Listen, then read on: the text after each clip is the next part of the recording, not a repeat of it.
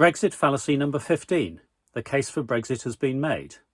My name is Mike Cashman. I'm making a series of Brexit fallacy videos, which, along with others, are on the channel Britannia Waives the Rules. If you find them interesting, please subscribe, share, tell your friends. So, Brexit fallacy number 15. The case for Brexit has been made. I've seen some letters from MPs to constituents which effectively say the British people voted for Brexit and we have to make the most of it, or make the best of it. So they're in fact saying, well, this is not something that we necessarily wanted or owned, which is the case, but we have to do it. So they're reliant in those letters on simply the votes for Brexit being the case for Brexit. Now, without getting too deeply into the intent behind any of the deceptions leading up to the 2016 referendum, the idea that there was £350 million a week that could be used for anything, the idea that we held all the cards, that the EU would want us more than we needed them, and so on. If the votes were based on lies, then yes, they may have been counted as 17 million to 16 million, 52% to 48%, but they don't of themselves make the case that Brexit is beneficial. And in fact, Brexit was not known. What Brexit would be was not known at that time. It was defined partly by Theresa May and in substantial, important aspects by Boris Johnson in 2019.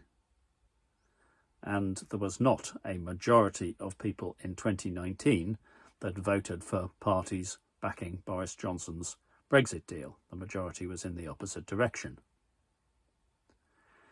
But even before we get to that, Boris Johnson did not want scrutiny of the Brexit deal that he had cooked up. He sought to send Parliament away so that it couldn't scrutinise the deal. Now, he didn't succeed because, amongst other people, my son Daniel Cashman, the barrister, working with the Public Law Project, working with Gina Miller and John Major and others, challenged the government's case.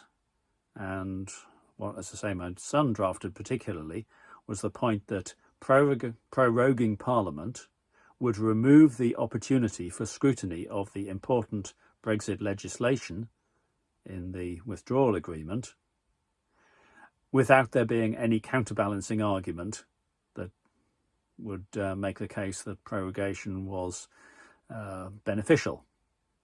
And those arguments were cited as being very significant by the Supreme Court judges who threw out prorogation. So that was the withdrawal agreement that Boris Johnson didn't want people to look at. But what about the trade and cooperation agreement? Did that bear up to scrutiny? Well, he made sure that there was very little opportunity for scrutiny.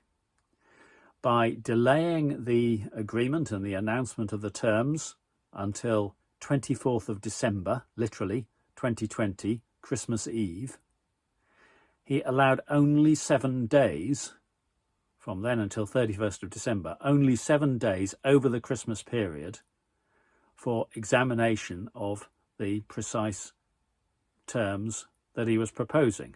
That is a ridiculously short amount of time. He did not want the deal to be scrutinised. He did not want people to be able to examine the case for Brexit. He just wanted to rush it through. And as I've said before, the case for Brexit is most starkly brought into sharp relief by the government's booklet, The Benefits of Brexit. The 101 pages that fails to put forward true benefits for Brexit, not including crown stamps on pint glasses and blue passports and imperial measurements and other such stuff. There's precious little true benefit in this document, and what there certainly is not is any part of it which says, here is the full account of the benefits expected of Brexit and how have they turned out. So it does not make the case for Brexit. There is not a case for Brexit. That's my view. Please feel free to add your own. Do subscribe to the channel. Thank you.